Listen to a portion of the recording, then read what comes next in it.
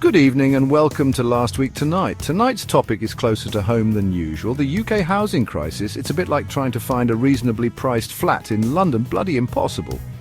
Except this time the stakes are higher than just living with four flatmates who treat the kitchen like a biohazard zone. We're talking about people's lives. The UK is grappling with a chronic housing shortage. There's just not enough affordable housing to go around. It's like trying to fit a family of four into a Mini Cooper, uncomfortable, impractical, and bound to end in tears. And who loses out? Local citizens, that's who. The very people who contribute to the economy, pay their taxes, and call this country home are being priced out of their own communities. It's a cruel irony, isn't it? Work hard, play by the rules, and you might just be able to afford a cardboard box under a bridge. Meanwhile, the government pats itself on the back for its commitment to affordable housing, seemingly oblivious to the fact that their definition of affordable seems to involve winning the lottery twice. Now let's talk about the elephant in the room, or rather the non-national in the council flat. The system for allocating social housing is about as transparent as a brick wall and twice as fair. Local councils are often obliged to prioritise those in the most vulnerable positions, and let's just say, the definition of vulnerable seems to have expanded faster than a Tory MP's offshore portfolio. Don't get me wrong, genuine needs should always come first. But when local families who've lived in an area for generations are passed over for housing in favour of recent arrivals, well, it's enough to make your blood boil hotter than a cuppa left on a radiator. It's like queuing for hours to get into Birkane, only to be told that the bouncer is giving priority entry to anyone who just stepped off the plane. And don't even get me started on the politicians. They spout platitudes about building more homes, like it's some revolutionary new idea.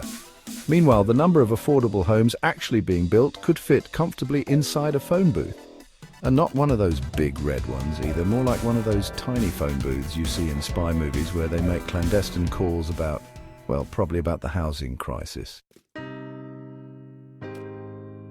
This chronic lack of affordable housing has a ripple effect, you see. It's not just about finding a roof over your head. It's about access to healthcare, education, and a decent quality of life. GP surgeries are overflowing.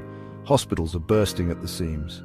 Trying to get an appointment is like playing a real-life game of Tetris, except instead of blocks, you're trying to fit appointments into a doctor's already packed schedule. And let's not forget about schools. They're struggling to cope with the increased demand. Class sizes are ballooning faster than a politician's ego after a favorable poll. It's enough to make you want to pull your hair out. But then again, good luck getting an appointment with a dermatologist to deal with the inevitable stress-induced hair loss. It's a vicious cycle, a downward spiral of despair. And the people at the bottom, the ones who need the most help, are the ones who are being crushed under the weight of it all. It's enough to make you want to scream, or cry, or maybe just pour yourself a stiff drink, or maybe all three. So, what's the solution? Well, if it were as simple as snapping our fingers and conjuring up a few thousand affordable homes, we wouldn't be here, would we? But one thing's for sure, we need a reality check.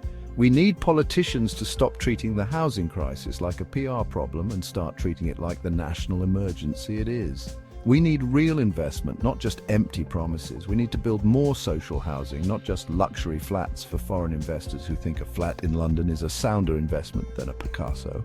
And we need to reform the system so that it prioritizes those who genuinely need help, not just those who know how to work the system. It's time to stop treating housing like a game of Monopoly, where the winner takes all and the rest of us are left fighting over scraps. It's time to start treating it like a basic human right, because everyone deserves a place to call home.